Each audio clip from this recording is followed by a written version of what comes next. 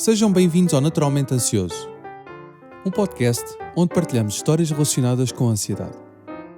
Podem ouvir este e outros episódios no SoundCloud, Spotify e Apple Podcasts, todas as quartas a partir das 10 da manhã e na Rádio Voz de Alenquer, todas as quintas às 8 da noite. E se gostarem, subscrevam o podcast, bem como a playlist Música para Ansiosos no Spotify. Obrigado e um abraço. Fala tu. Olá, Joana. Olá, Tiago. Estás boa? Estou bem, obrigada. Bem-vinda a este espaço. Obrigada. Tu que também tens assim um espaço grande, não é? Quer dizer, não é que este seja muito grande, está a crescer, mas que já tens também o teu espaço na internet, também a ver com a saúde mental, não é? Sim, já tenho um espacinho. Portanto, como estava a dizer, obrigado por teres aceito o meu convite e teres vindo aqui a este espaço falar um bocadinho sobre aquilo que nos deixa ansiosos. Yeah. Portanto, gostava por perguntar quem és, de onde vens e o que fazes. Ok. Então, o meu nome é Joana, eu tenho 27 anos e já fiz várias coisas e agora vou começar a fazer outras coisas. Portanto, essa pergunta é difícil. Não é uma pergunta do género, olha, sou contabilista, sou não sei o quê. Não, já fiz várias coisas. Eu estudei Psicologia e tirei uma licenciatura em Psicologia, foi isso que eu fiz, tipo, depois do secundário. E, entretanto, sabia que não ia bem ir para mestrado, querer ir para mestrado e fazer aquele caminho convencional. E então rapidamente me tornei independente e fui viver para o estrangeiro e pronto, e aí... Foste viver para onde? Na Polónia. Vivi na Polónia durante 2 anos. Muito frio. Muito frio, mas foi muito lindo, foi muito fixe. Pronto, e na Polónia basicamente eu trabalhei durante 2 anos numa empresa e enchi um bocadinho os bolsos e depois comecei a querer investir nas coisas que eu queria fazer na minha vida e no meu caso sempre foi cantar e fazer música e enfim, estar ligada às artes. Nunca foi possível e pronto, eu tornei-me independente e disse não, isto vai acontecer. E vivi 2 anos na Polónia, enchi os bolsos. Depois voltei para Portugal e comecei a estudar música no Hot Club. A sério? Sim, entrei no Hot. Não é muito difícil entrar no Hot. Mas foi um dos melhores anos da minha vida, esse ano em que eu estava a estudar no Hot e estava a cantar, a dar mini concertos, a tocar imenso na rua, que é uma cena que eu adoro, é excelente, é super espontâneo. E depois deprimi. E quando deprimi fiquei um bocado sem chão e agora estou a tentar regressar a isso. Portanto, essa pergunta do que é que fazes, bom, neste momento o que eu faço é tentar regressar, a rebuscar um bocado a minha vida. Ok, então... E eu não estava nada à espera disso. Não. Mas gostei. Não estava nada... Não sabia que tu tinhas uma ligação... nomeadamente ao jazz. Gostas muito de jazz? Gosto muito de jazz, claro. Okay. Não só jazz, mas sim. Sim. A música, eu diria. Ok. Então, mas vamos começar por aí. Ou seja, como é que isto começou? Ou seja, visto que tu estavas a ter uma vida... Estavas a fazer aquilo que gostavas, não é? Yeah. Ou seja, estavas a estudar e estavas a pôr em prática a música, que era uma paixão tua. Como é que de repente dá-se aí... Entra em um estado de depressão?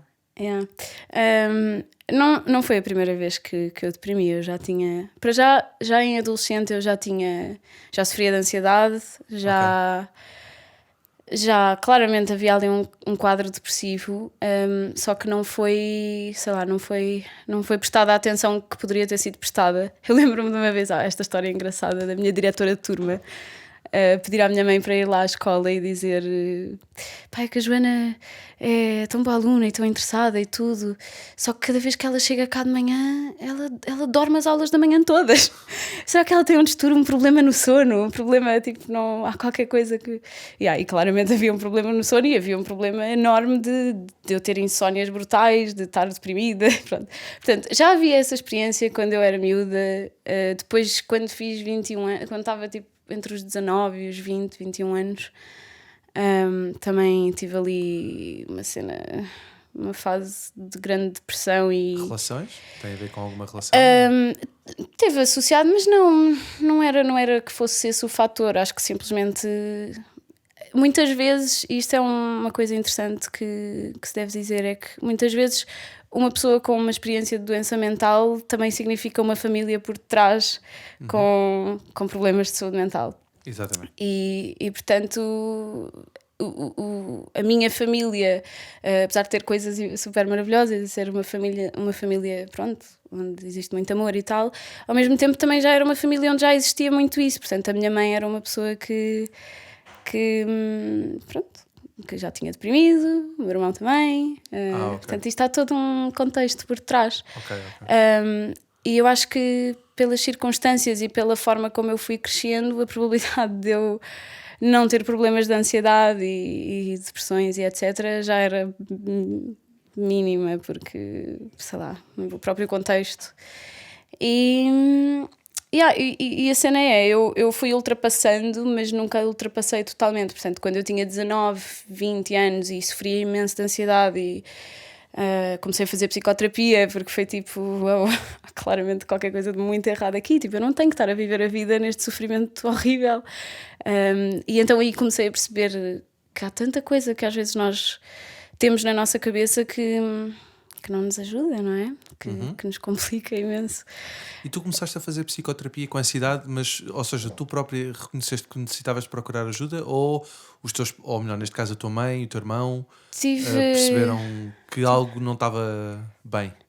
Tive alguma dificuldade, porque eu tinha alguma dificuldade pelo simples facto de eu ter esta perspectiva, esta postura que é muito pouco, que é contraproducente, que é do género, não, mas eu tenho que conseguir, e já te estás a arrastar porque achas que tens que sobreviver e conseguir sozinha, até que, quando começam a falhar as forças, e eu lembro-me perfeitamente de chegar a um momento em que disse aos meus pais, tipo, malta, eu preciso de ir fazer terapia, eu preciso de começar a melhorar, eu não sei o que é que está a passar, mas se eu não agarro este momento agora, pronto, mas isto lá está, repara, eu estudava psicologia, portanto eu estava na faculdade de psicologia, não é que tenha havido um professor ou um membro, mas tinhas essa consciência, não é? Ou seja, já estavas informada?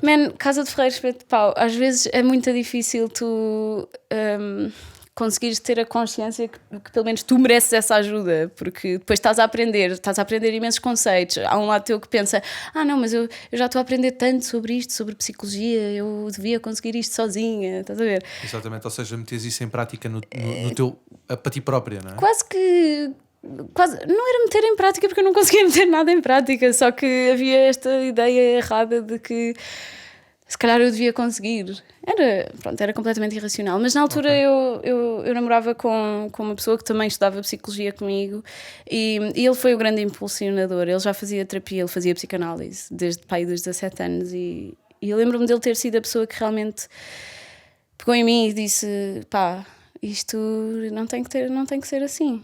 E tu podes ir resolvendo essas neuroses e tipo... ele foi o grande impulsionador. Ok. E tu, imagina, eu agora estava aqui a pensar, enquanto estavas a falar, tu foste estudar psicologia e supostamente a tua família também já tem algum quadro clínico no sentido de distúrbios mentais. Isso foi muito o que te impulsionou a estudar psicologia e tentares perceber numa de o que é que tu podias fazer, qual é que seria o teu contributo para poder ajudar? Excelente pergunta. Mais ou menos, eu acho que foi bastante mais inconsciente. Ao longo do meu crescimento e enquanto eu era adolescente, eu dava por mim a ser eu a ajudar, ou a minha mãe, ou sei lá, pessoas da minha família. E eu inconscientemente acabava às vezes por ter este papel de pessoa que ajudava a descortinar problemas, estás a ver? Pessoa que... E de repente começava a ouvir, Joana, mas tu tens tanto jeito para não sei o quê, e tu ajudas tanto, e quando falamos sobre estes assuntos tu consegues não sei o quê, e de repente tu começas a pensar, se calhar eu ia ser uma boa psicóloga, eu até adoro ajudar pessoas. E é um bocado este processo inconsciente de... Eu gosto de ajudar pessoas, eu sou uma pessoa que consegue... empatizar com muita facilidade e aceder a esse vocabulário das emoções com grande naturalidade. E então acho que inconscientemente eu fiz essa escolha, mas eu sabia dentro de mim que também não ia querer passar 40 anos da minha vida a ser psicóloga e que mais tarde ou mais cedo eu ia querer fazer outras coisas. Yeah. Claro, mas ainda bem. Mas havia claramente essa, pela experiência de eu viver com uma família que também tem os seus problemas de saúde mental e etc., houve claramente uma grande, inconscientemente, essa vontade de ir para a psicologia teve a ver com isso. Ok. Tenho a certeza. Indo agora aqui um bocadinho ao cerne do problema, Sim. aqui ao embrião da questão, como é que foi, quando é que tu te apercebeste que estavas no meio de uma depressão, ou outra depressão, não é? Sim, não é? Second round. Exatamente, second round. Ou melhor, antes de ir à segunda, como é que foi a primeira? Como é que tu percebeste? Como é que isso apareceu na tua vida? Como é que... A primeira houve ali uma cena que foi muito triggering. Tu há bocado disseste relações e eu por acaso não estava a pensar nisso, mas houve ali claramente uma cena de relações. Eu estava numa relação abusiva e eu não conseguia sair da relação porque tinha medo que o gajo me matasse. Era tipo, oh my God, como é que eu faço isto? Eu vivia em constante ansiedade. Tipo, eu vivia em constante stress. Sentia que não podia. Mas era uma pessoa que te sufocava, que te... Era uma pessoa que cada vez que eu controlava muito. Cada vez que eu tentava acabar a relação, porque obviamente eu sabia que aquilo não era bom para mim e eu tentava, e às vezes, mas passava a ter comportamentos completamente agressivos e tipo a perseguir pronto, e de repente tu não sais de casa, estás a ver, não vais à faculdade durante 15 dias porque tens medo que o gajo te apareça e te mate, se apareça à tua frente, estás a ver. Eu vivia em constante ansiedade e obviamente... E a ansiedade e a depressão estão sempre mais ou menos de mãos dadas, não é? Tenho a certeza que sabes isto. E é muito fácil para mim descarrilar para a depressão. Então eu acho que houve ali aquela altura em que eu estava sempre ansiosa. Eu sentia que vivia em carne viva, estás a ver? Eu vivia em carne viva, estava sempre tipo... Chegaste a ter vários ataques de pânico? Ou... Eu nunca tive ataques de pânico, sabes? Sério? Os ataques de pânico é muito curioso. A ansiedade comigo revela-se de uma maneira que é de outras formas. Eu não tenho a cena dos ataques de pânico e acho que ainda bem, porque acho que deve ser muito, muito assustador. eu já te ouvi falar noutros episódios. Sim. Horrível. É horrível. Eu nunca tive assim, tipo... Houve uma vez em que eu acho que estive muito perto de se calhar estar mesmo num ataque de pânico, mas não. A ansiedade para mim é uma confusão de ideias gigante, é estar completamente perdida em pensamentos e a ruminar e a não perceber o que é que está a acontecer à minha volta. Portanto, é muito esta confusão emocional e tudo. É não conseguir respirar em condições, mas não em modo ataque de pânico. É tipo estar constantemente a tentar, sei lá, chegar àquele limiar de prazer da respiração e não conseguir atingir, estás a ver? É tremer bué e essencialmente não conseguir fazer as coisas que é suposto eu fazer na minha vida. Portanto, a Joana ansiosa é a Joana que não consegue cumprir prazos, não consegue... Tipo, afeta-me a um ponto de eu não conseguir fazer coisas na minha vida, estás a ver? Mas, ataques de pânico, acho que tenho muita sorte por não experienciar a ansiedade dessa forma. Ok. Ainda bem. Ainda bem que isso não aconteceu. Ou que isso nunca aconteceu, pronto. Ou seja, então tu nunca tiveste naquela sensação de perigo, ou melhor, de sensação nunca de morte. tive a sensação que vou morrer. Não, nunca tive a sensação que vou morrer. Tonturas. Não. Okay. Nunca tive a sensação... É mesmo ou seja, é muito uma questão mental para ti. Mental no hipermental, sentido... é muito mais mental do que físico. De overthinking. Estás constantemente a pensar. Também. O físico revela-se muito mais nestas cenas do tremer, do não respirar, do... Pronto, mas fisicamente é pouco comparado com o que a maioria das pessoas experiencia na ansiedade. Acho eu, pelo menos é essa a percepção que eu tenho. Sim. Agora mentalmente... Sim, há casos e casos, não é? Sim, claro. Agora mentalmente é tipo... Uma nuvem. É onde começa, não é? Onde começa. Então, mas pronto, ainda aí, ou seja, entretanto, como é que tu percebeste que estavas no meio de uma depressão? Exato, depois começa a chegar a um ponto em que... Tu estás fechada em casa, não é? Sim, tipo, deixo de conseguir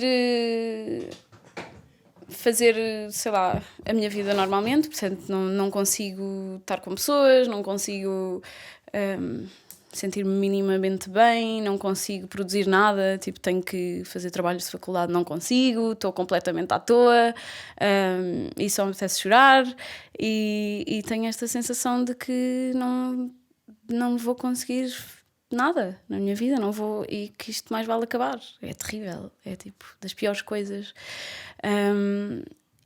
Mas esta cena de repente tu estás a entrar num rodopio, e a ansiedade para mim é sempre um grande indicador de que as coisas estão a começar a correr mal para mim, estás a ver? A ansiedade para mim é tipo uma guia sonora na estrada. Eu vou na estrada, e quando eu começo a sentir, quando eu vou ali esbarro e começo, Joana, estás claramente a deixar-te levar pela ansiedade, a probabilidade de eu depois ir numa espiral e ficar muito deprimida é grande.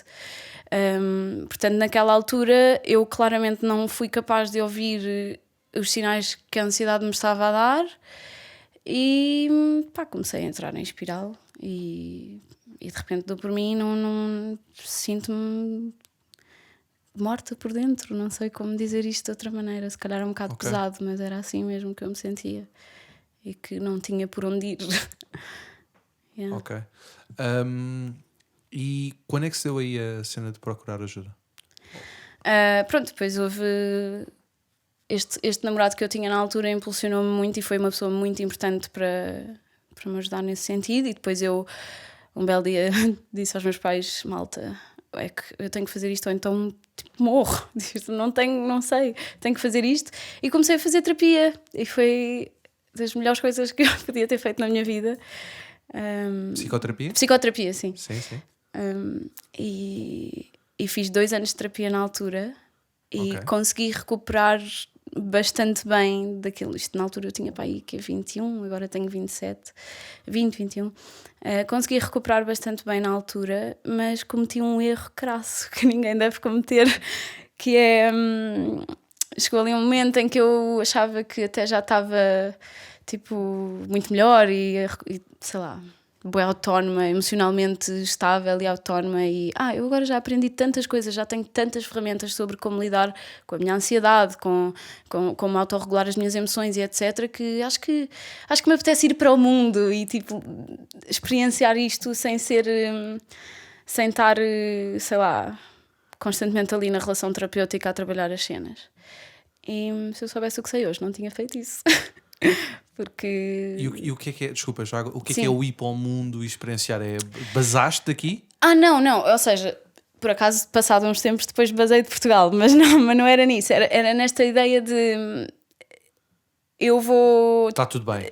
Já está tudo melhor, eu já aprendi tanto sobre como estar, como lidar com isto, como autorregular-me e lidar com certas coisas, que acho que estou pronta para seguir a minha vida sem ter a psicoterapia ali sempre.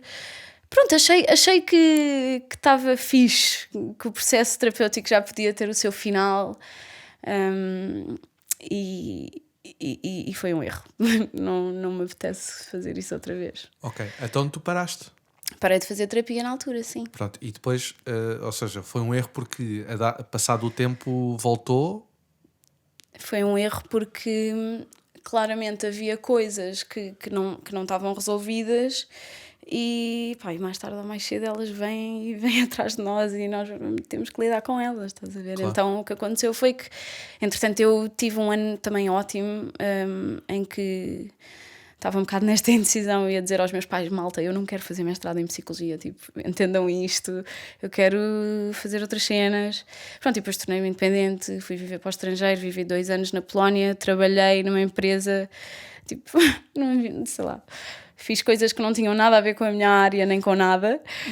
Sim, diz. E diz-me uma coisa, porque eu agora, ou seja, ouvir-te falar, tu estavas no meio de um estado depressivo.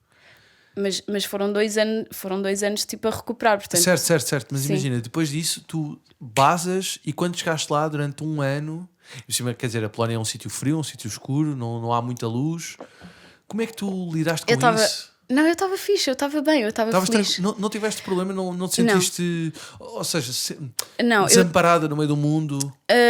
Epá, não, eu para já, eu também escolhi a Polónia, aquilo, depois eu tinha um namorado polaco na altura, portanto não foi só... Sim, mas é diferente, porque eu não fui para lá viver com ele e não sei o quê, eu já queria ir para o estrangeiro. Sim. Depois, sei lá... Só que juntou-se ali, mas eu fui para lá e fui muito na minha, portanto eu não fui viver com ele vivia lá... Tipo, onde ele vivia, e eu fui parar uma casa cheia de malta incrível e que ainda hoje são meus amigos e portanto eu fiz a minha cena, tanto que passados uns tempos, passado bem um ano assim, até terminámos a relação e eu ainda estive a viver lá algum tempo, portanto ainda havia e em geral, ou seja, eu tive essa experiência, claro, tinha lá uma pessoa, mas ao mesmo tempo não sentia esse desamparo, não senti essa cena de vou recair, não senti nada disso. Eu estava muito feliz e estava... Estavas simplesmente a viver a tua, não é? E estava a fazer o que achava que tinha que fazer. Que neste caso era tipo, deixa-me trabalhar, ganhar dinheiro, que eu quero isto da música e tipo, deixa-me fazer isto. Porque imagina, tu entretanto, tu és uma rapariga que já percebi que gosta bastante de música, não é? E quando é que se dá aí esse clique de tipo... Ok, já percebi que não quero, estudei psicologia, mas não, ok, isto é muito giro, mas não é isso que eu me vejo a fazer daqui a 20 anos. Como é que é isso de, ok, então é a música, bora lá começar a ir a trabalhar e dar, ou seja, porque tu depois meteste as fichas todas na música, não é? E começaste a trabalhar com o objetivo de ganhar dinheiro para vir estudar música para Portugal. Mais ou menos, eu entrei numa escola de jazz em Cracóvia, só que não gostei da escola, portanto eu também me candidatei a uma escola lá, entrei nessa escola, só que não gostei muito da experiência, achei que se era para fazer, então queria fazer bem, estás a ver? Porque achei que a escola não era assim tão boa, mas sim, mas houve muito esta coisa de eu quero ganhar dinheiro e fazer aquilo que eu quero fazer porque nunca pude fazer antes, e acabou-se, tipo, eu vou fazer isto. E portanto isso foi brutal. Eu estava muito focada nessa cena de fazer a minha vida, estás a ver? E não havia depressão, havia ansiedade às vezes, e havia ansiedade dentro da cena da relação amorosa, que é um contexto onde às vezes a vulnerabilidade te leva, pronto. Mas eu estava fixe. E depois chegou um momento em que, sei lá, eu já tinha acabado com o meu namorado na altura, pá, 7 meses, uns quantos meses, uns bons meses, e não tinha gostado da escola de jazz lá em Cracóvia, e disse a mim própria, pá, eu vou voltar para Portugal, vou estudar, vou ver como é que andam os preços das casas e das cenas, e vou estudar aqui a situação e vou tentar entrar no hot club. E foi isso que eu fiz. Na altura os preços das casas, quando eu andava a estudar, estavam muito gostosos. Só que depois, passado um tempo, quando eu cheguei cá, bam! Exato. Então tu vieste que 2014, 15? Eu vim ainda... Ai, Jesus... Pai, 2016, eu acho que até cheguei em maio de 2016. Eu acho que saí de lá em maio de 2016. Acho que foi isso. E foi muito fixe, vim por terra de viagem, tipo, nem sequer apanhei um avião, senti mesmo a transição, estás a ver? Tipo, a sério? Sim. E foi bué da louco. E depois cheguei cá e comecei a cantar e foi bué da fixe. Então agora vamos ficar nisso, ou seja, tu entretanto vieste como é que isso aconteceu, Joana? Como é que foste parar outra vez à fossa? Não, a questão agora é essa, ou seja, é perceber como, estás cá, estás na tua terra natal, assentaste as tuas raízes aqui, estás a fazer o que gostas, estás a tocar na rua, não é? Estavas-me a dizer isso em off, começaste a tocar na rua, que é fixe, estás a ver? Sim. Começaste a dar os teus concertos, começaste a interagir com a malta do jazz. Sim. Pá, como é que depois... Depois, olha, a ansiedade começou assim a entrar muita sorrateira quando eu me deparei com o stress da habitação em Lisboa. Foi assim a primeira cena que tipo de pagar as contas, não é? De repente eu tinha pensado a minha vida e tinha feito o meu pé de meia a pensar num certo em quartos que custavam X, na altura era tipo, sei lá, 250, depois chega a Portugal e de repente já estamos nos 300 e de repente já estamos nos 350, estou a falar de um quarto. Sim. E aquilo foi... Essa mudança de valores do custo da habitação em Lisboa foi um bocado repentina e eu fui apanhada ali num momento em que de repente eu tinha planeado uma certa cena e de repente percebi que ia ter que viver um bocado mais ansiosa em relação ao dinheiro. E depois, como o próprio negócio da habitação, já imobiliário, não sei o quê, já estava completamente despersonalizado, havia esta cena de eu estar tipo, a ir ver casas e sentir-me super pressionada para dizer que sim a um quarto, sem sequer saber quem é que vivia na casa, sem sequer... Tipo, só para não perder o quarto, porque eu tinha que ter um sítio para viver, estás a ver? E isso foi muito estressante para mim. Foi muito estressante para mim, porque eu tinha vindo de uma casa na Polónia onde tinha uma malta que era a minha família, estás a ver? Claro. Pois, e já estavas habituada, já estavas... Pá, e não é só isso, tive muita sorte em ir parar àquela casa onde fui parar, porque era gente incrível e era um ambiente super saudável e muito fixe. Pá, cheguei a Portugal e levei com um balde de água fria porque tinha que estar sempre a mudar de casa, ou por isto, ou por aquilo, ou porque... Pá, porque às vezes simplesmente não funciona com certas pessoas, não é? Tipo, as pessoas não têm culpa, cada um é como claro. É, e às vezes nós tentamos adaptar-nos o melhor possível, mas viveres numa casa onde não estás confortável não, pois isso não dá. É muito difícil, claro, estás a ver? Claro. E pronto, e então isso foi assim uma cena onde a ansiedade começou a revelar-se, que é tipo, uou. E ao mesmo tempo também não houve aqui o interesse de se calhar voltares para casa, não é? Porque eu para casa perceber... dos meus pais. Sim.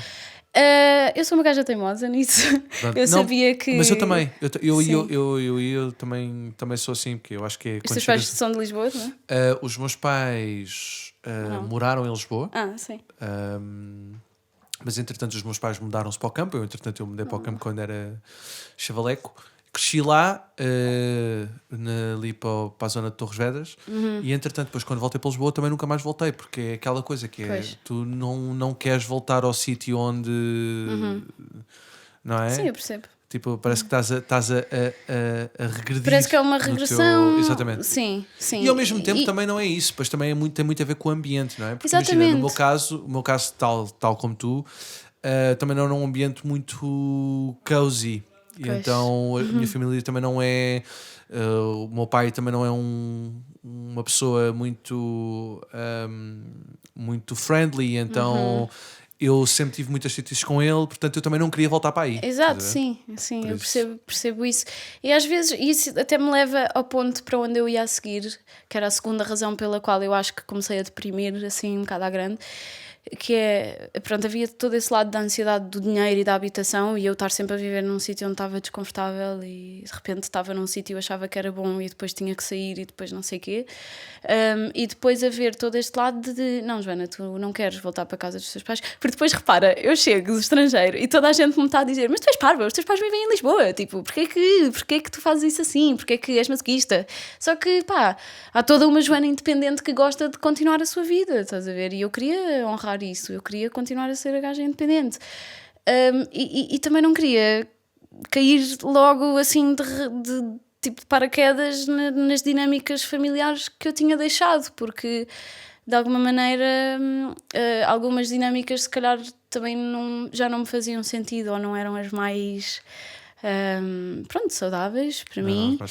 E portanto eu estava a escolher fazer o meu caminho, estás a ver? Okay.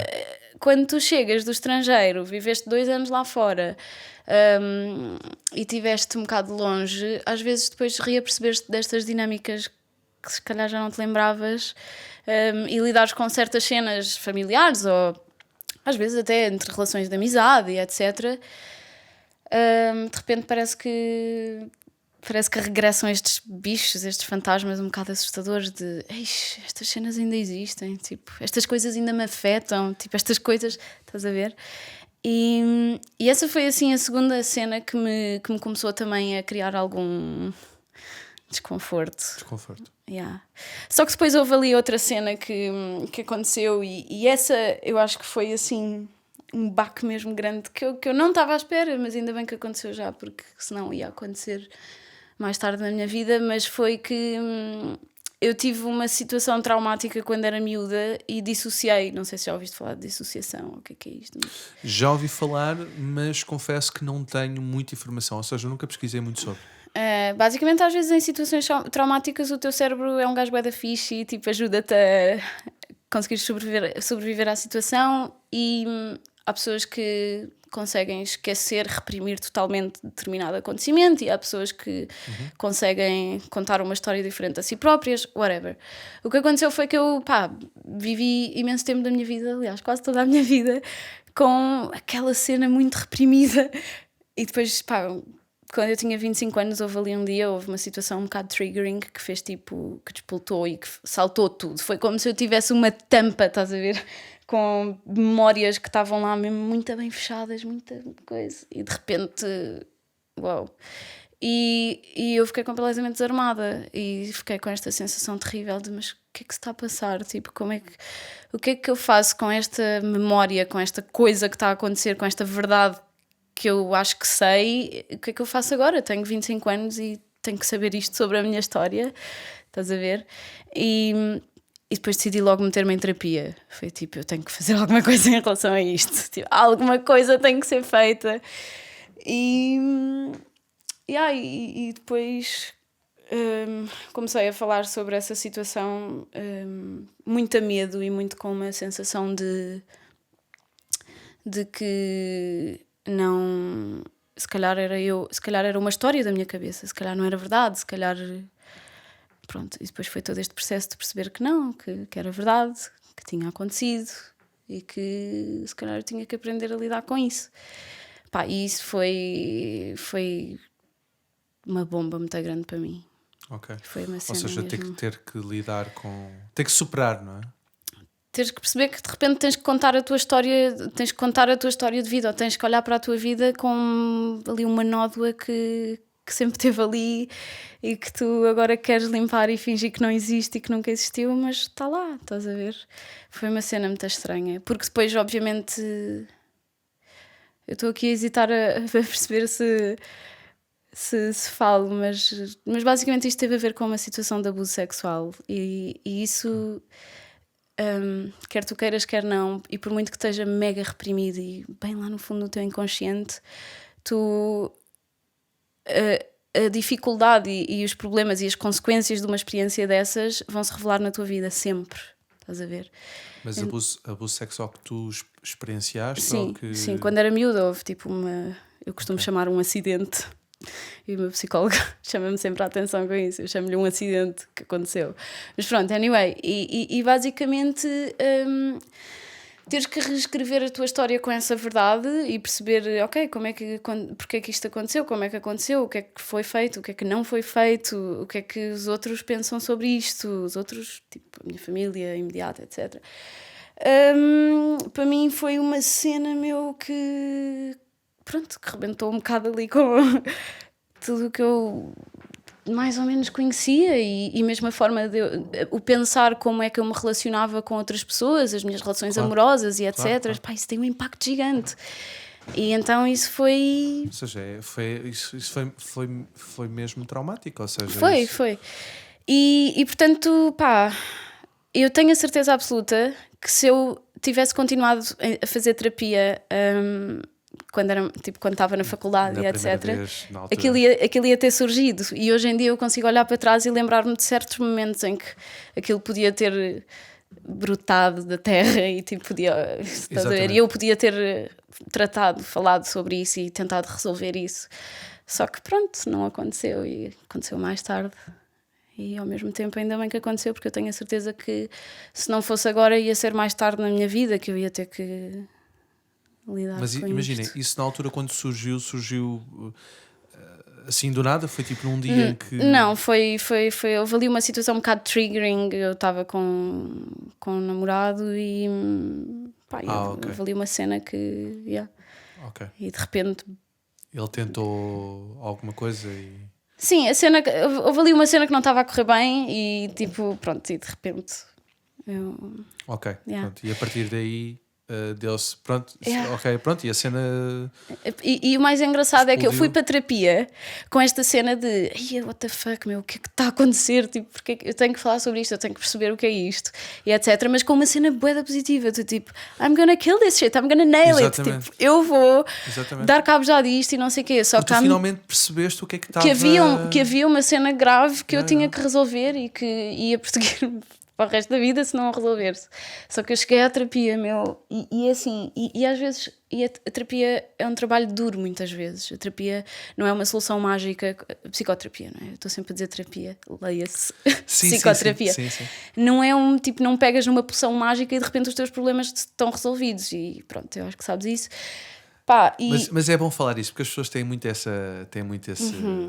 essa expectativa essa até. expectativa, não é? Sim. É tal como a medicação. Sim, que resolve e de repente está Exatamente, que é tudo só um muito penso bem. rápido. É só um Pois, penso rápido. é só, exatamente. E é verdade. É Mas mesmo. sim, continua. Pronto, e basicamente eu assim que eu comecei a falar disto em terapia, comecei a perceber toda uma série de problemas e toda a minha história, estás a ver? De repente eu estava a reler a minha história de vida e havia coisas duras de ver, estás a ver? E de saber.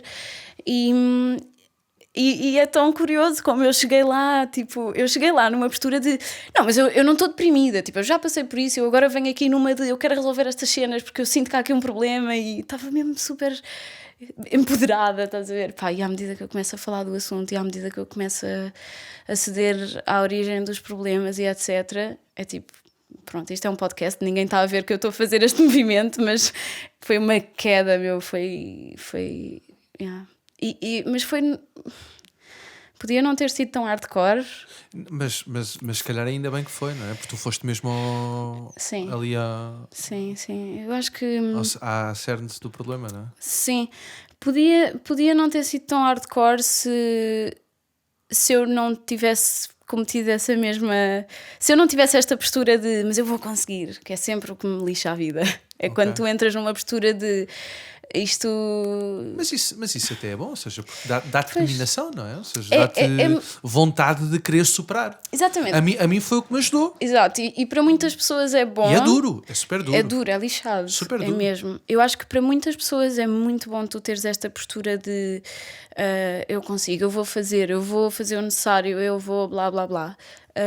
Principalmente quando são pessoas a quem falta um bocado isso. Pessoas que se calhar estão mais habituadas a depender da ajuda dos outros ou de sabes, não sei. Sim.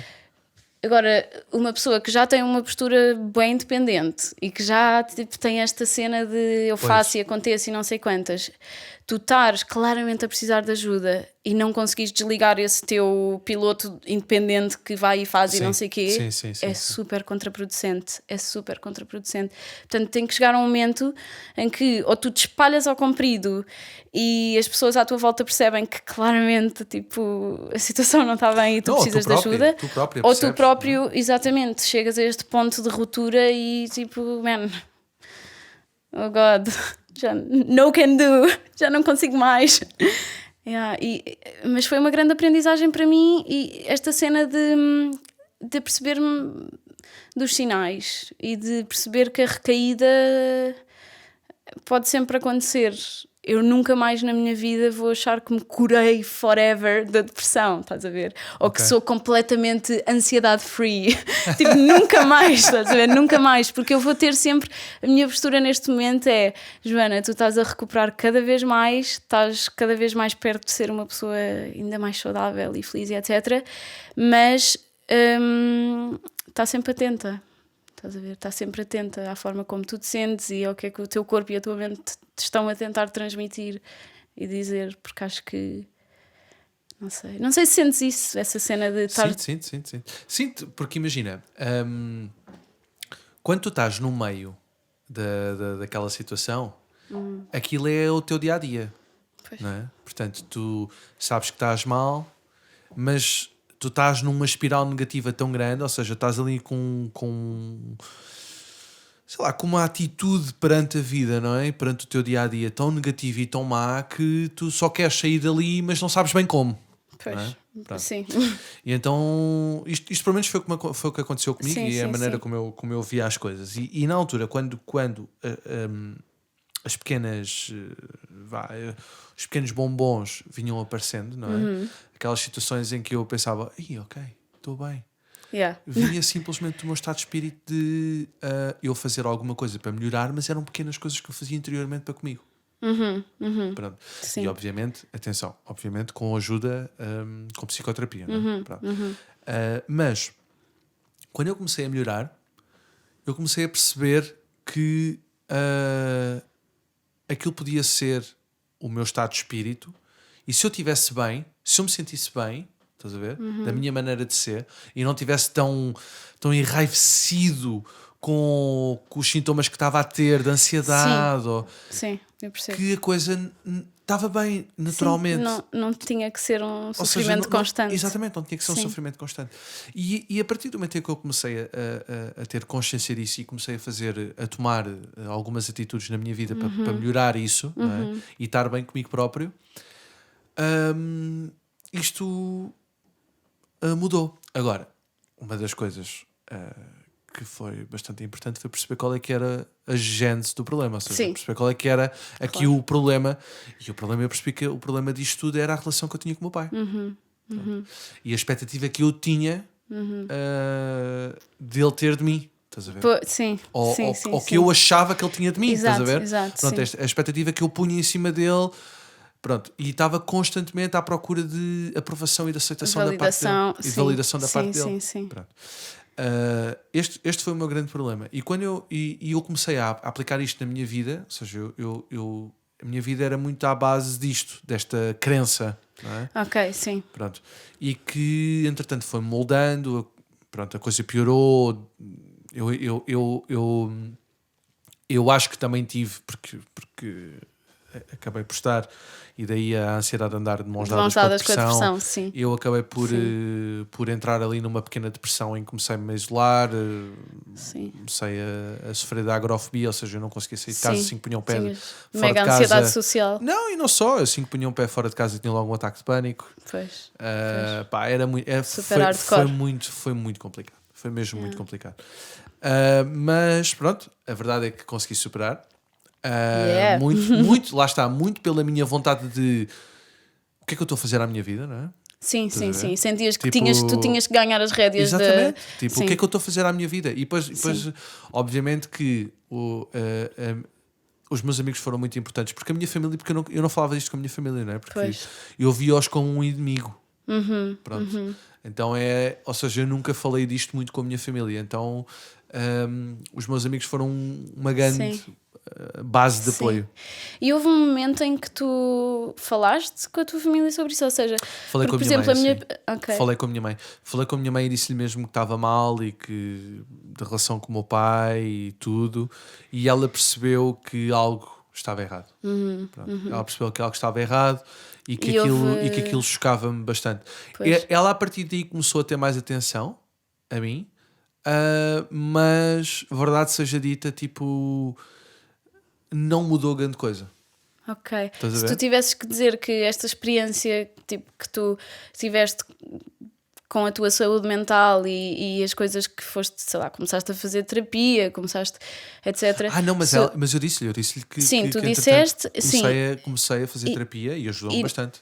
E na altura tu sentes que isso foi recebido com alguma naturalidade ou com desconfiança? Ou com... Eu pergunto porque eu venho de um ambiente completamente diferente, e uma das razões pelas quais eu depois criei este projeto da minha mente foi porque eu senti-me muito grata. E eu não sei qual é que é a tua experiência na cena da tua família, tipo, se calhar falaste com a tua mãe e foi uma cena mega estranha e ela achou que tu eras louco ou... Não de todo, ou seja, ela percebeu que eu não estava bem, que precisava de ajuda e ajudou-me nesse sentido. E aceitou com naturalidade isso? Sim. Okay. Sim, isso já é meio caminho andado. Tanto que ela mudou algumas coisas na maneira dela ser, mas o meu pai não mudou nada. O meu pai continuou a fazer exatamente a mesma coisa e a ser exatamente a mesma pessoa. Agora, o que eu tive que aprender a fazer é a lidar com isso. Exato. Sim, seja, que é um grande trabalho na terapia, é isso, é tu perceberes perceber, ou seja, até chegar ao ponto de perceber que o meu problema era esse, foi um grande caminho. E depois o passo seguinte era perceber de como é que eu vou fazer isto de maneira a que eu só tinha ali duas opções. Ou eu aprendi a lidar com esta pessoa, ou eu cortava relações com esta pessoa. Exato. Não tinha outra opção. Sim. Então, inicialmente acabei por cortar relações. Tipo, eu raramente... Eu passo muito pouco tempo com os meus pais. Sim. Porque não sinto essa necessidade. Estás a ver? Não sinto essa necessidade. E então, muitas vezes quando vou, tento tento, às vezes há chatices, às vezes chateio com o meu pai, mas aquilo já não me afeta da mesma maneira que me afetava, porque eu já percebi que eu não vou conseguir moldar esta pessoa. Só te vais esfolar no processo e nunca vai dar um resultado positivo. Portanto, eu não vou conseguir moldar, eu não vou conseguir mudar, ele vai continuar a ser a mesma pessoa que é. Eu é que tenho que aprender a lidar com ele. Pronto, e foi isso que eu fiz. Mas lá está, e abstenho. O interessante disto é que nós agora estamos aqui a falar e somos duas pessoas com alguma experiência de estar a fazer psicoterapia e etc. E parece a cena mais fácil do mundo, só que é um trabalho super moroso. É um trabalho super moroso. E eu gosto de dizer isso às pessoas. Eu gosto de dizer isto às pessoas, que é vão, experimentem, deem esse espaço de trabalho, de oportunidade de resolverem as vossas merdas, mas não pensem que vão ser salvos, porque isso vai ser, vocês vão ter que trabalhar muito no duro. Sim, não, porque imagina, isto é um processo de autoconhecimento. Total. Ou seja, para mim foi um processo de autoconhecimento. Eu era outra pessoa. Que interessante. Eu há 5 anos atrás, quando isto se deu, eu era outra pessoa. Tinhas um modus operandi completamente diferente, a reagir às pessoas, às coisas, aos acontecimentos. Tudo.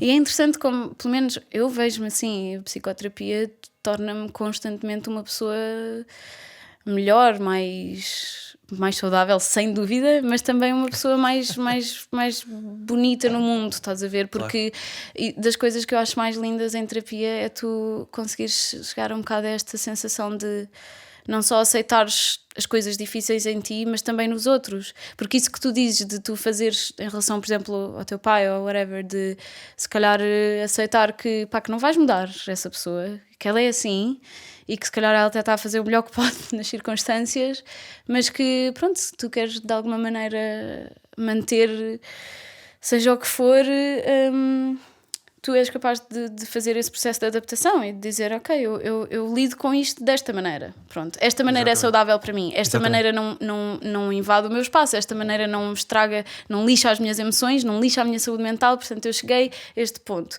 E isso é uma aprendizagem bem bonita, eu acho. Mas a terapia realmente é uma cena lixada. Então e diz-me uma coisa, como é que tu lidas com isto hoje em dia? Como é que tu lidas com a tua questão hoje em dia? Hoje em dia é curioso, porque eu sinto que esta recuperação foi bem mais lixada do que recuperar da cena de quando eu deprimi aos 20, 21 anos. Okay. É diferente, não é? Ou seja, tu estás literalmente a lidar com uma coisa que moldou a tua... Sim, é diferente nesse aspecto, é diferente nesse aspecto e também é diferente no facto de, tipo, nesta depressão a minha vida parou. Mas parou do género de eu ficar incapaz na cama. Eu não conseguia, tipo, eu não conseguia, eu sentia-me um vegetal. E houve uma noite em que eu fui parar ao hospital e eu estava tipo, quase, eu não mexia, eu não conseguia, eu parei, estás a ver? Deixou de funcionar. Okay. E isso para mim foi muito chocante, porque de repente eu sou esta gaja que não consegue ir buscar uma sandes para comer, não consegue ir buscar um copo de água, não consegue tomar banho, tipo, de repente eu sou esta pessoa, estás a ver? Portanto, isto para mim foi uma queda muito grande. Então a recuperação também foi muito diferente, porque eu tive uns 3 meses em que a minha recuperação era só dormir, tentar voltar a comer e tentar fazer pequenas coisas. E pequenas coisas significava, tipo, às vezes levantar-me e, sei lá, tentar arrumar uma gaveta durante 2 minutos. Outras vezes já era, sei lá, vestir-me toda, estás a ver? Vestir-me como se fosse para sair à rua mesmo que não saísse. E isto eram todos exercícios na terapia, estás a ver? Que o meu psicólogo... Porque eu vivia muito nesta cena da culpa de, mas como é que é possível? Eu não consigo fazer nada, o que é que está a acontecer? Ou seja, tu não conseguias comer? Não tinhas apetite? Estava a pesar 45. Eu acho, no meu primeiro vídeo no YouTube, eu acho que ainda se nota o quão magra eu estava. Eu odeio, eu não vou rever os vídeos, mas se tivesse que ver esse, acho que ia odiar, porque devia estar mesmo ainda muito magra.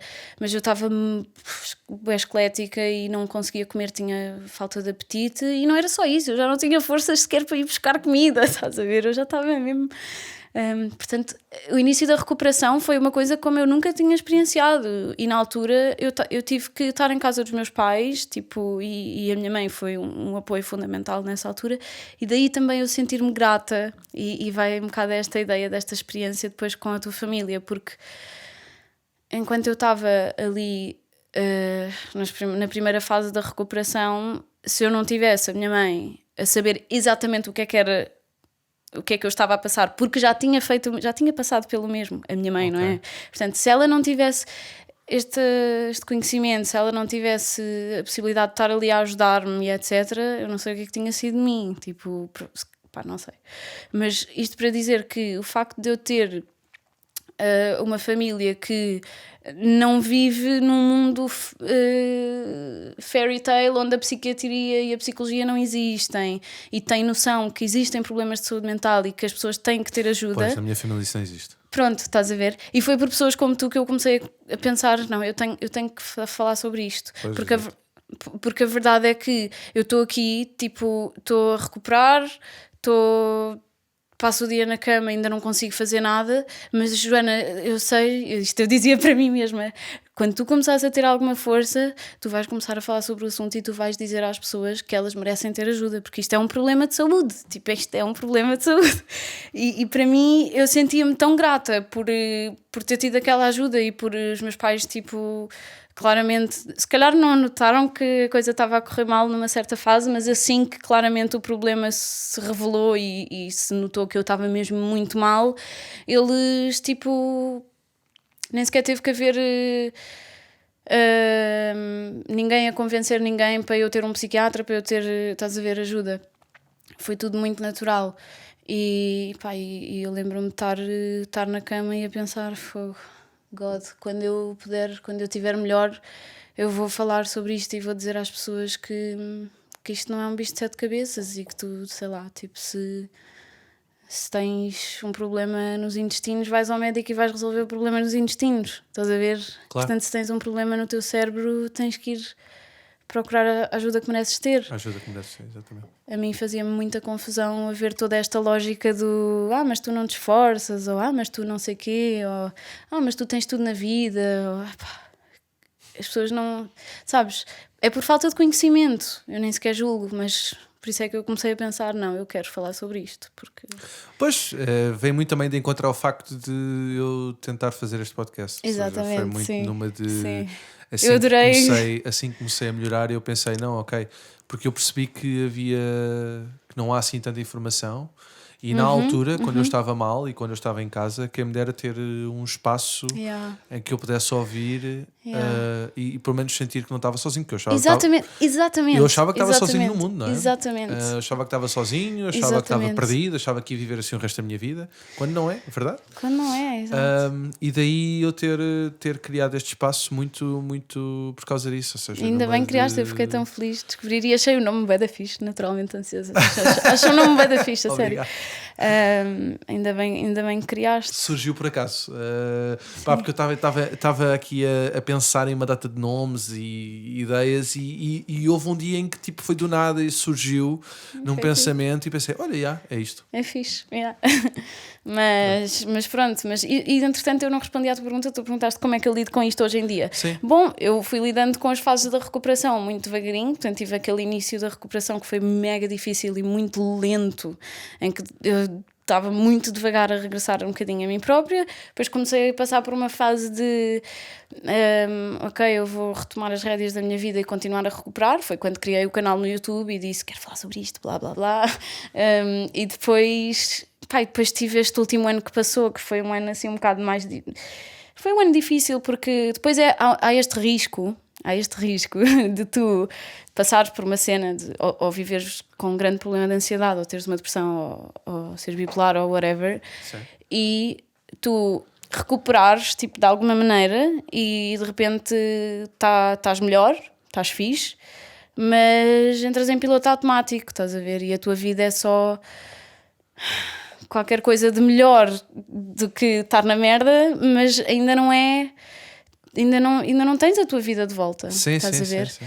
E acho que neste momento a fase em que eu estou é esta fase de recuperar a minha vida e de dizer, ok, tipo, eu já passei por esta cena terrível, estou a recuperar bué da bem, já estou cada vez melhor, e agora está na hora de voltar a ir à luta, estás a ver? E não temos que ficar pelo confortável, às vezes é fixe ires mesmo atrás daquilo que são os teus sonhos e as tuas vontades, não é? Mas lido com muito mais consciência do que lidava há uns anos atrás, não é? Portanto, Ok. a ansiedade para mim, eu controlo-a muito melhor e estou muito mais atenta e também sou, sabes, não sei se sentes isto, mas também sou mais tenho mais compaixão para comigo mesma. Quando Sim, eu também. eu tive que aprender isso. Muito, sim, muito. E a terapia ajudou-me muito sim, a aprender sim. isso. A ter a compaixão e ter autoapreciação. Sim. Ou seja, eu acreditar em mim, estás a ver, Sim. e gostar de mim. Porque eu não tinha isso. Sim. Estás a ver? Porque eu punha-me sempre num patamar ou numa posição em que estava constantemente à procura da aprovação das outras pessoas. Sim. Pois isso é super desgastante. É super desgastante. Mas isto para tudo, estás a ver? Seja dos meus amigos, seja da minha família, no trabalho. Isto levou comigo à loucura. Pronto. Pois. Deu comigo na loucura de... e deu, pronto, a entrar num estado ansioso constante e num estado depressivo. Pronto. Muito por causa dessa crença. E quando percebi isso e quando realmente comecei a mudar, comecei a perceber que tudo o que eu tinha, tudo o que eu precisava, eu já o tinha. Estás a ver? Só tinha que dar força a isso. Sim. Agora, tornou-me uma pessoa mais egoísta. Isso é um ponto muito interessante. Mas é verdade, infelizmente. Mas é que isso não tem que ser uma cena negativa, vou-te dizer uma coisa. Não, mas imagina, eu às vezes vejo isto como um ponto negativo, porque eu toda a minha vida pensei muito nos outros, mais nos outros do que em mim. Estás a ver? Numa de tentar ajudar ou tentar. Imagina, precisar uma coisa e eu fazia, ajudava, não sei o quê. E hoje em dia, meto-me a mim sempre em primeiro lugar. É tipo, quero fazer isto? Não. Então se eu não quero fazer isto, porque é que eu tenho que o fazer? Não é? It's legit. Só que infelizmente acaba por magoar outras pessoas. Eu... Mas a verdade é que eu não me sinto mal com isso. Estás a ver? Sim. Mas depois fica aqui este pensamento, porque eu depois começo a pensar nisso, que é... porque eu depois vejo as pessoas chateadas, ou vejo as pessoas tipo chateadas com a situação, mas eu estou na boa. Mas tu estás na boa porque eu não queria fazer. Estás na boa porque estás a ser fiel a ti próprio. Exato. E houve uma coisa muito importante que eu tive que aprender e que a psicoterapia me ensinou, e fui trabalhando muito este tipo de tema de seres uma pessoa que está constantemente a cuidar dos outros, ou preocupada com os outros, ou com o bem-estar dos outros, e pôs-te no fim da lista das prioridades a ti próprio. Foi uma grande aprendizagem para mim esta cena de eu aprender e aceitar, e eu constantemente ainda lido com esta dificuldade às vezes, portanto é um trabalho, it's an ongoing process, sim, de lembrar-me que as pessoas são responsáveis pelas suas emoções e pelas suas formas de estar. Exatamente. E quando eu me lembro disso, eu penso, ok, tipo, eu não posso estar a anular-me constantemente pelo bem-estar dos outros. Os outros também têm a responsabilidade de se... Claro. Portanto, isso é uma grande aprendizagem. Agora, se me perguntares, mas não sentes que isso te tornou um bocado mais egoísta, ou que não tens medo de, sei lá, de tornar bem narcisista ou whatever, já tive montes de pensamentos destes, do tipo, porque é contra a natura para mim, que sou uma pessoa que tem sempre tendência a pensar nos outros primeiro. Foi super difícil fazer este trabalho de me pôr em primeiro lugar. Sim. Mas a mim também. Imagino que sim, mas é uma aprendizagem que vale mesmo bem a pena, porque de repente tu não só és capaz de reagir de forma muito mais honesta para com os outros e para contigo mesmo. Exatamente. Como também deixas de papar grupos. Não é? Tipo, parece estranho estar a dizer isto, deve ser um bocado mal, mas é muito importante isto. É muito importante isto. Porque nós não temos que estar no mundo a existir ao serviço dos outros, percebes? Exatamente. Que na realidade estamos muito, não é? Nas redes sociais. Sim, isso existe um bocado, é verdade. Mas isto tudo para dizer que há algo de saudável no egoísmo e nós não podemos... não sei, para mim foi muito importante aprender isso, simplesmente. Sim, imagina, eu vejo muito mais... Porque eu como estive numa situação em que, sei lá, eu via a vida acontecer e queria tentar fazer coisas e não conseguia. Agora que estou, tipo, a fim de, estás a ver? Ninguém me para, estás a ver? Isso é lindo. Eu sinto que ninguém me vai parar agora, estás a ver? Eu vou conseguir alcançar aquilo que quero, estás a ver? Custa o que custar. Porque Sim. vou trabalhar nisso, estás a ver? E porque te dás ao direito e tens a legitimidade para, dentro de ti, tu dizes a ti próprio, mano, eu quero fazer isto, eu posso fazer isto. Exatamente. E isso é bem lindo. E só que pronto, o meu problema muitas vezes é que acabo por ser egoísta, acabo por pensar em mim e nos meus objetivos, e as outras pessoas à minha volta ficam chateadas com isso, ou ficam tristes com isso. E eu às vezes sinto-me um bocado com remorsos, mas não é uma coisa que é tipo, não me afeta, estás a ver? É porque lidas relativamente bem com isso. Quer dizer, isso se estivesse a sentir-te mega culpado constantemente, seria algo que ias ter que continuar a explorar. Pá, sentes se calhar um bocadinho mal num momento, mas a verdade é que chega sempre aquele momento em que nós dizemos, mas as pessoas também são responsáveis pelas suas cenas. E se calhar se tem expectativa A, B ou C, se calhar tem que gerir a expectativa. Exatamente, é? E a tua expectativa não é a minha expectativa. Exatamente, e portanto nós não podemos estar... Os teus objetivos não são os meus objetivos. Exatamente. E é ser um bocado esta ideia de que é legítimo as pessoas terem uma expectativa diferente das nossas, mas nós não temos que nos curvar perante isso, não é? Nós não temos que estar ali tipo, deixa-me lá fazer isto só para fazer favor a X ou Y. Exatamente. E acho que isso é uma grande aprendizagem. Para mim foi uma grande aprendizagem, que eu acho que ia passar o resto da vida toda sempre a viver em função dos que os outros precisam. Claro. Estás a ver? Agora, por falar nisso, vamos abrir aqui o tema redes sociais. Sim. Ai, difícil esse tema.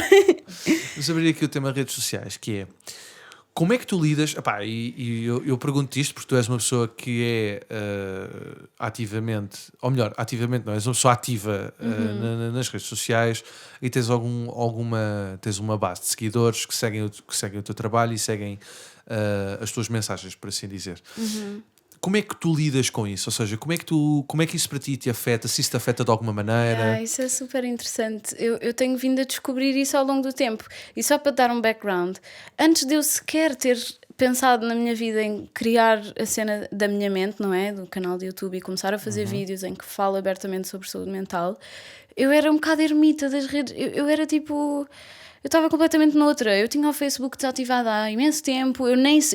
O Instagram era uma coisa que existia lá bem longe, que eu não tinha noção nenhuma. Portanto, eu era uma gaja que tinha zero contacto com redes sociais. Só que de repente havia esta coisa muito intensa, que era um propósito, estás a ver? A partir do momento em que eu estou a recuperar e começo a pensar, ok, eu tenho que falar sobre isto, eu vou fazer vídeos no YouTube, depois as redes começaram a vir por acréscimo. E portanto isto tem sido sempre um processo de aprendizagem.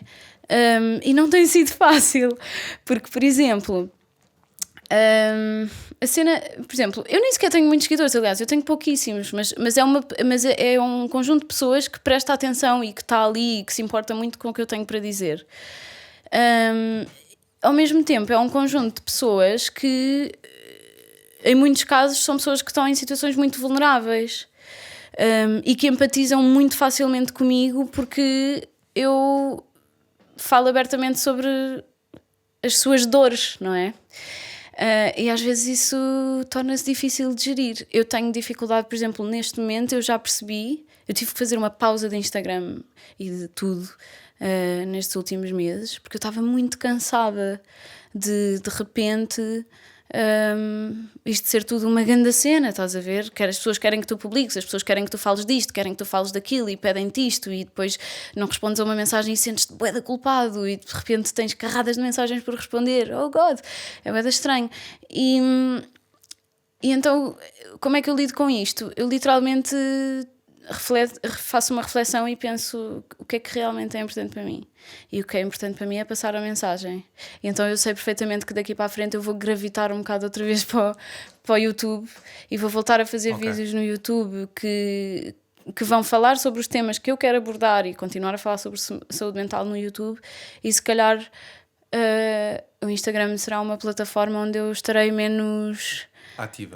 Talvez, ativa, não é? porque o Instagram tem um bocadinho este perigo. Eu não sei se tu sentes isto, talvez sintas, de ser muito próximo, é muito direto. As pessoas. Deixa-me dizer-te, Tenho imensa curiosidade de saber como é que. da minha experiência, lidas. é assim, eu já fui uma pessoa muito mais ativa no Instagram do que sou agora. Há coisa de, sei lá, 1 ano, 2 anos, postava bem da coisa, tipo, todos os dias fazia qualquer coisa, postava, dava constantemente a pôr fotos. Não era aquela pessoa excessiva de... Porque eu sempre achei que, para mim, mostrares o que é que estás a comer, acho que é parvo. Pronto. Sim. Mas nunca cheguei a esse ponto. Mas imagina, eu como trabalho muito em televisão, era muito aquele deslumbramento de vou filmar com X ou Y e Sim, estás num meio que queres até mostrar e dizer eu faço isto. Exatamente. E sim. Que é legítimo também, lá está. Pronto. Só que cheguei a um ponto na minha vida em que percebi que isso me estava a consumir porque eu passava muito tempo nas redes sociais, nomeadamente no Instagram, atento a ver as pessoas que viam os vídeos, ao que os outros faziam, como reagiam àquilo que eu postava, se mandavam mensagens, se punham gosto, Sim. quem é que punha gosto, e passava muito tempo a fazer scroll. Já às tantas já não vivias nada, já estavas só... E até que houve uma altura em que eu deixei de ir ao Instagram, tipo assim, durante uns sei lá, foi para aí uns 3 ou 4 dias em que estava a fazer um projeto, estava a filmar qualquer coisa, ou estava, eu já não sei bem, eu sei que estava a fazer qualquer coisa e tipo não fui e às redes sociais, tipo, sei lá, para aí 10 minutos por dia, estás a ver? Estava constantemente a trabalhar e estava constantemente a pensar em coisas. Sim. E isso... comecei a sentir-me menos cansado, comecei a sentir menos um peso na cabeça, porque a dada altura doía-me um bocado a cabeça por estar muitas horas ao telemóvel. Pois, sim. Imagino que isso seja. E então, se calhar nem dormias bem. Sim. Nem descansava muito bem.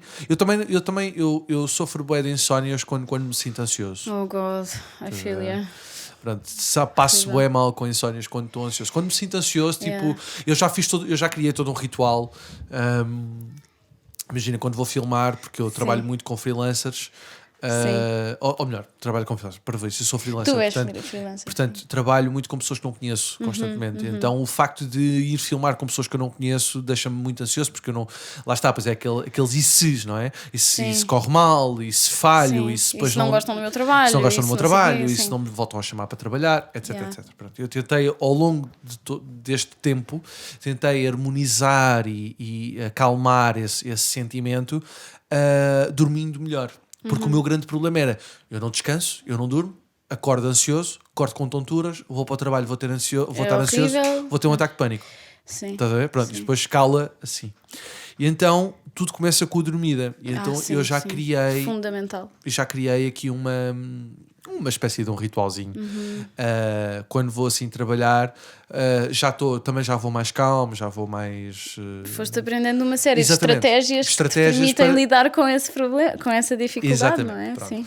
E em questão das redes sociais, a partir do momento em que eu deixei de ir tantas vezes ao telemóvel, percebi que andava menos irritado, andava menos preocupado com aquilo que os outros pensavam, ou com pensamentos obsessivos.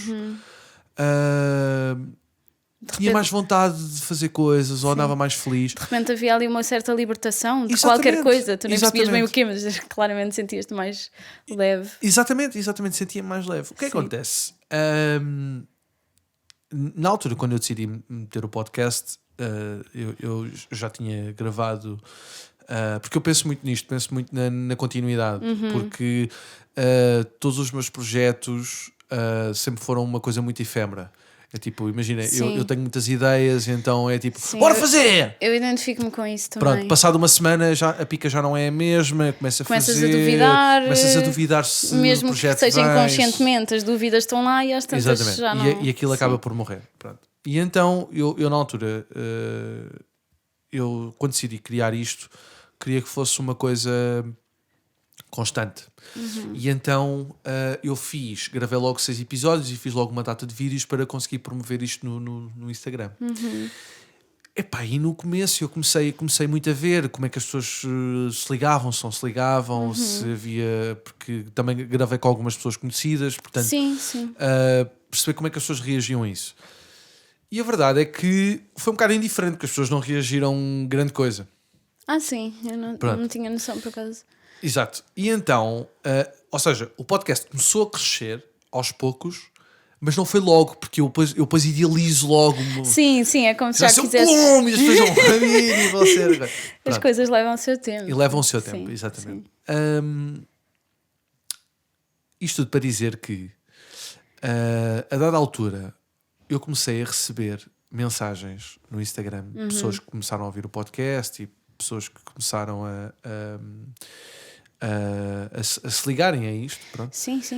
E naturalmente tu vais pensando, ok, tipo, isto está a ter impacto. Estás a ver? Isso é uma sensação tão linda, eu adoro sentir isso. As pessoas estão a ouvir, as pessoas estão a se sentir, porque chegou ali uma altura em que tipo, todas as semanas eu recebias uma mensagem de alguma pessoa que empatizava com isto ou aquilo. Ali no mês de outubro, novembro, mais novembro, tipo, todas as semanas recebia uma mensagem de alguém, pelo menos uma mensagem a dizer, olha, fui ouvir o teu podcast, curti, obrigado, estás a fazer isto. E isto mexe contigo, estás a ver? Isto mexe bem contigo. E eu penso mesmo, ok. E isto ainda me dá mais força para continuar. Sim. Só que ao mesmo tempo, eu sinto menos vontade de ir ao Instagram.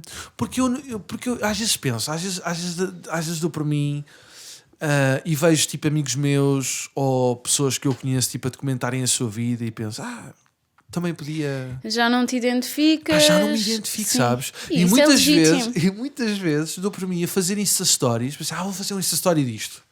E apago o Insta Story. Não publico. By the way, os teus stories, quando vais lançar um episódio e pões aqueles vídeos, aquilo é bué da fixe, meu. Os teus vídeos de quando vais apresentar um episódio, aquilo é bué da louco, eu adoro. Tipo, mas não sei como é que fazes isso. Mas quais? Os de agora, os de amarelo, os que estão só o lettering ou os que eu aparecia a dançar? Esses que aparecias a dançar, isso era bué da louco. Já não estás a fazer, pois é que eu também fiz uma pausa de Instagram e não estou... Não, porque imagina, eu esses vídeos... Mas muita giro, eu gostei. Eu gravei esses vídeos depois de ter gravado o podcast, os podcasts, porque eu gravei tudo no verão. Sim, e depois começaste a planear. Tipo, exatamente, e depois já tinha decidi o dia que ia lançar em setembro, e depois, assim que comecei, já tinha aqueles vídeos, aqueles 6 episódios fixe, eu curti prontos para sair. E o problema é, eu por mim eu adorava, porque eu tento ser uma pessoa bué criativa e tenho boas ideias e não sei o quê. Só que o meu problema muitas vezes é o tempo. Sim, mas lá está, mas não tens que corresponder à expectativa de ninguém. É isso, porque eu na altura, quando eu pensei em fazer aqueles vídeos, eu achava que ia, ou seja, eu queria fazer alguma coisa que promovesse o podcast, que fosse uma coisa mais cómica, que não fosse uma coisa divertida, pesada, leve, exatamente, cool, ou seja, que não até. Fosse claro, pronto. sim. E daí eu identifico-me com isso. E daí ter feito aqueles vídeos. O meu primeiro vídeo no YouTube, quer dizer, eu pus-me lá a falar, a dizer porque é que eu estava a criar um canal no YouTube.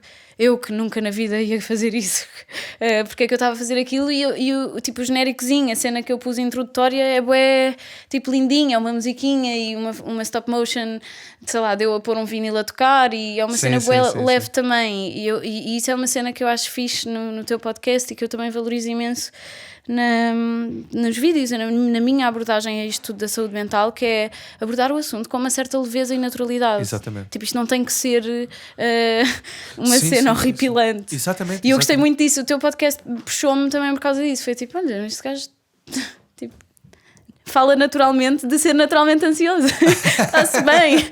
E isso é fixe, isso é muito fixe. Mas entretanto interrompi-te. Não, fala mal. Mas pronto, isto para concluir isto, ou seja, eu senti que na altura estava a fazer esses vídeos e achava que os vídeos iam ter bom impacto. Achava mesmo. Porque investi bué, tipo, nas ideias e nos cartazes com os nomes das pessoas. Sim. E na altura pedi a amigos meus para me ajudarem e alguns vídeos fiz eu sozinho, completamente sozinho. Sim. Mas outros, houve 2 ou 3 em que tive ajuda de malta. E isso foi tudo bué da fixe e deu um resultado incrível. E estou muito grato por esses vídeos. Mas senti que isso não me trouxe nada. Eu acho que, assim, traz sempre alguma coisa. É assim, traz porque houve ali satisfação própria. Satisfação. Mas aquilo que eu procurava, que era aquele aquela aprovação, impacto, aquele aquela, impacto sim. das outras pessoas. Exatamente. Não houve. Então eu pensei assim, Demora. não, ok. Não é que eu não desgosto de fazer isto, porque eu gosto muito de fazer os vídeos e queria voltar a fazer, só que neste momento também não tenho tempo. Então senti que, e depois senti uma coisa, que lá está, a pessoa também não está a fazer isto pela primeira vez. Está a aprender e a descobrir, exatamente, a desbravar caminho, que claro. eu apresentava o nome das pessoas, mas não falava quais é que eram os temas. E senti que a partir do momento em que eu comecei a fazer isso, agora com estes vídeos mais simples, que é só basicamente é só lettering, Sim. em que eu meto, imagina, defino 3 ou 4 títulos. Pronto, e isso ou já temas, partilha um bocadinho, já faz ali um... Exatamente, ou seja, os temas em que se fala, e as pessoas têm eu sinto que as pessoas ouvem mais o podcast porque vão ver os temas, já veem os temas que se fala e isto interessa ou não, e sinto que já veem os vídeos de maneira diferente. Acaba por ter mais visualizações nos vídeos. Sim. E não é que chega muito mais gente, porque sim, mas sentes que a informação é passada de outra maneira. E que as pessoas começam a ouvir. Sim. Exatamente. Mas eu acho que isto é tudo uma grande cena de. Eu acho que é um tópico que leva algum tempo. Acho que à medida que a mensagem vai passando e que de repente alguém diz a alguém: olha, este gajo está a fazer tipo um podcast sobre ter ansiedade, e é um gajo tipo. Que, by the way, é uma cena que eu valorizo imenso porque... Pois é, porque não há muito... Exatamente. Sim. Não, a ansiedade para os homens é muito mais difícil. E é assim, o estigma é o triplo, estás a ver? E eu já falei com muitas pessoas que... É verdade. Pronto, portanto, eu acho que isso é mesmo well done. Parabéns por isso e por essa coragem. Mas pá, é um tema que leva algum tempo e depois tem a ver com... esta cena das pessoas empatizarem contigo, com o que tu vais dizer, com o que as pessoas que vêm ao teu podcast vão dizer,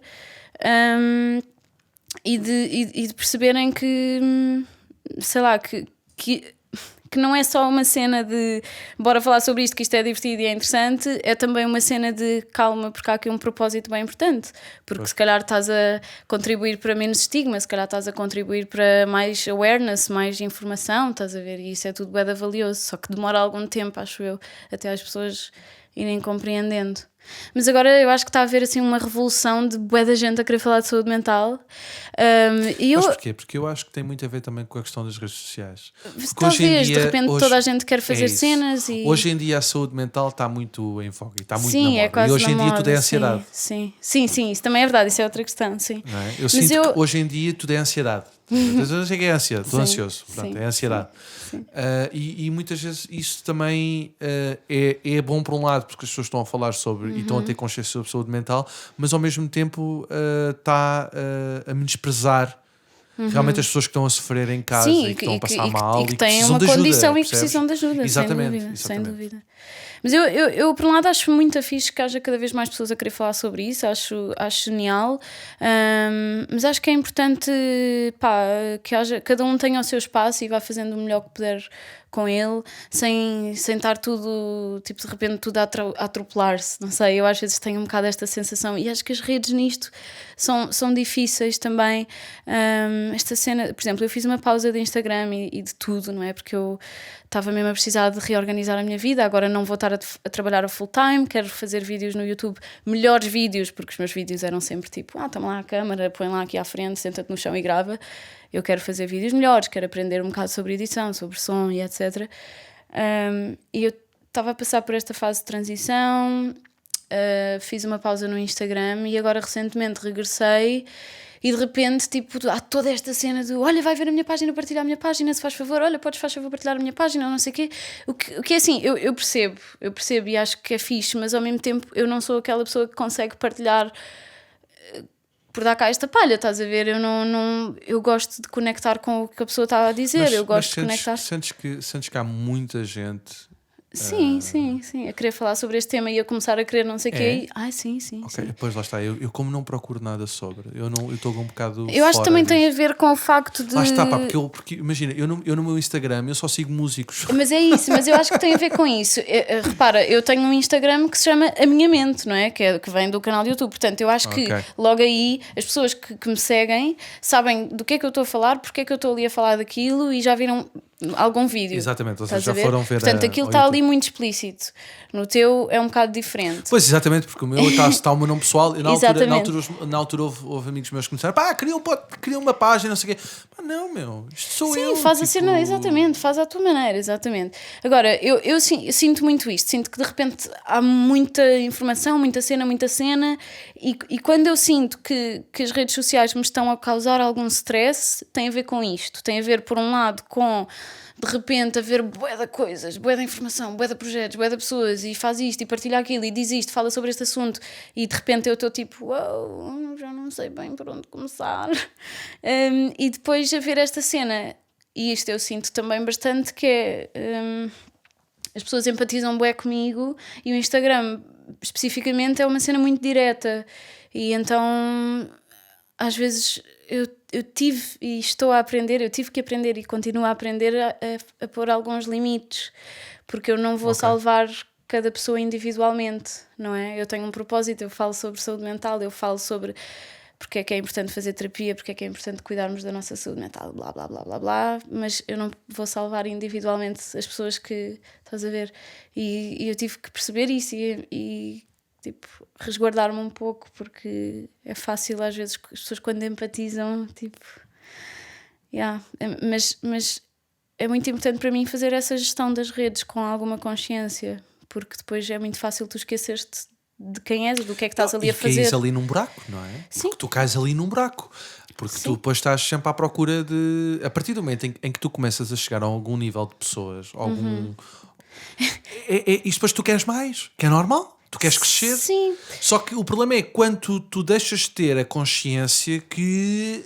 Imagina, tu estás a tentar passar uma mensagem positiva, mas chega um ponto em que tu tens que perceber, lá está, tens que ser um bocadinho egoísta e pensar... Ok. O que é que eu quero exatamente, o que é que eu quero exatamente com isto, Sim. não é? E depois, lá está, mas é tranquilo, eu acho que é importante nós termos esse espaço de reflexão, porque também quem me ouve falar parece que tenho bons seguidores, eu tenho 1000 seguidores, não é quase nada, mas não interessa porque é uma comunidade que está muito presente, as pessoas estão ali. Sim. Mas eu, por exemplo, tive que fazer este exercício de pensar, Joana, o que é que tu queres? Tu queres passar uma mensagem, a mensagem tem de ser passada no Instagram com bué de pessoas e bué de não sei o que, bué de não sei o que mais, porque as pessoas puxam-te para isso, as pessoas parece que de repente tu começas a ter algum impacto e as pessoas puxam-te para isso, tipo, faz estas coisas para seres mais não sei quantas, faz mais não sei o quê, faz mais não sei o que mais, e isso é estranho, estás a ver? E de repente eu pensei, ok, tipo, eu posso continuar a ter impacto sem ter de viver das redes ou viver nas redes. Estás a ver? Exatamente. E foi muito importante para mim perceber o que é que eu quero exatamente, porque eu não tenho que estar ali a tipo, sei lá, o que é que me interessa se vão ser 1000, se vão ser 2000 ou 3000 seguidores, se depois a mensagem não está a passar. Exatamente. Estás a ver? E eu adoro a ideia de que o que eu amo é a mensagem, o que eu amo é saber que eu falo para dizer que a saúde mental é importante e que nós temos que falar sobre ela e que o estigma tem que acabar e blá blá blá. Isso é o que eu gosto. E o resto, pá. Mas sim, mas as redes são um lugar estranho.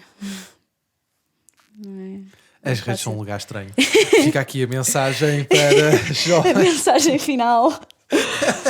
Mas é. Olha, para terminar,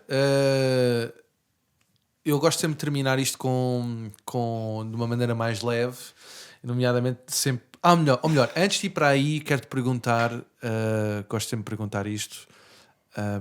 Conselho darias a quem está a passar pelo mesmo? Ai pá, fogo, eu ouvi episódios teus e pensei, se calhar eu devia pensar num conselho porque ele vai me perguntar isto e claramente não pensei. Não, conselho, não, agora assim de repente. Não, diz só aquilo que sentes. Sim, exato, mas vou precisar aqui de um momento de pausa para refletir. Ora bem, levanta só um bocadinho o micro. Desculpa. Ai, desculpa. Não, podes levantar assim.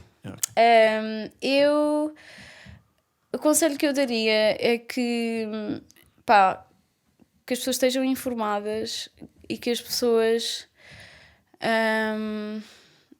não ignorem os sinais.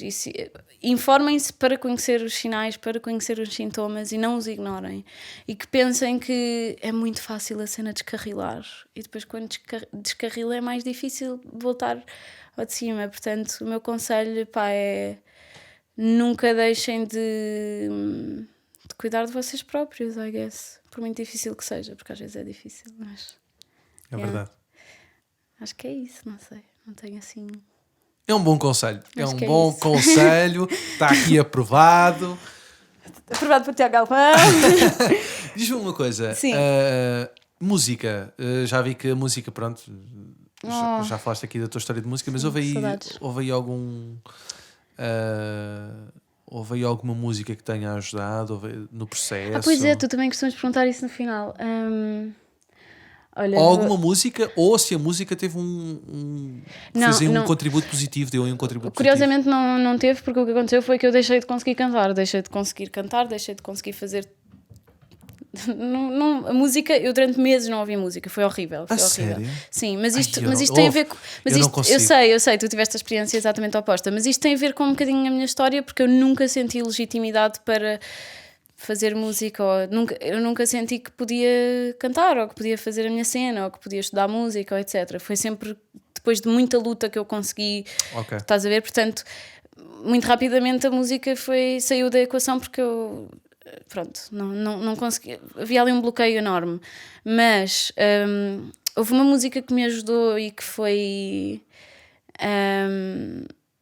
bem importante para mim, que eu acho que se eu tivesse que escolher uma música para representar essa fase da minha vida em que eu estava bué da mal, era esta, que é When Sunny Gets Blue.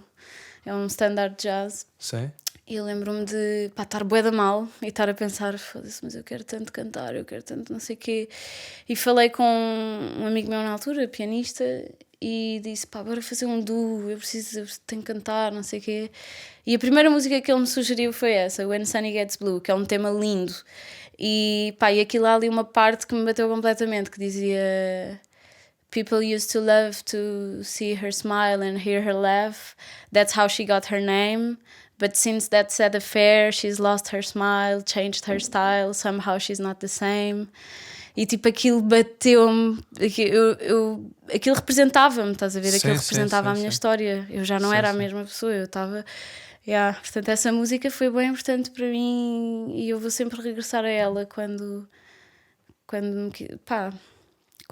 sei lá, quando precisar de expulsar essa dor ou essa memória difícil.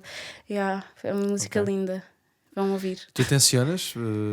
Fazes, pelo menos agora, tens ideia? Tensionas voltar a cantar? Eu quero muito voltar a cantar. Eu não sei como é que vai ser esse processo, porque eu acho que antes sequer de eu voltar a falar com malta para ter ensaios e não sei o quê, eu acho que eu vou ter que me dar ao espaço de curtir a música outra vez. Tipo, ouvir música com prazer, sei lá, estar em casa e pegar na guitarra e curtir um bocado o instrumento e estar ali e voltar a cantar devagarinho. Guitarra? Não, eu não toco muito bem, só se for para me acompanhar. Sim. Portanto, eu acho que vou ter que passar por essa cena de vou só cantar porque me apetece, vou só curtir isto, vou só apreciar isto. Mas muito em breve eu vou querer voltar a cantar. E eu não digo que seja tipo para ser não sei o quê, mas sei lá, por exemplo, eu adorava fazer um concerto que fosse um bocado para exorcizar isto tudo, estás a ver? Tipo, mandar tudo cá para fora. Tipo, baladas e cenas, When Sunny Gets Blue, tipo, cantar isso até não poder mais e mandar tudo cá para fora. E depois iniciar outras cenas. Não sei, tenho muito esse sonho. Vamos ver o que é que acontece. Vou tentar. E pronto. Olha, Joana... Sinto que falei bué. Não, foi ótimo. Eu juro-te, eu adorei esta conversa. Eu, para mim, ainda ficava aqui a falar mais 2 horas. Que podemos falar agora em off. Já vamos aqui com uma boa 1h27. Pronto, quase 1h30. Mas foi bom, foi muito bom. Gostei muito, foi uma conversa extremamente rica. Que bom, ainda bem. Fico contente. E bastante objetiva.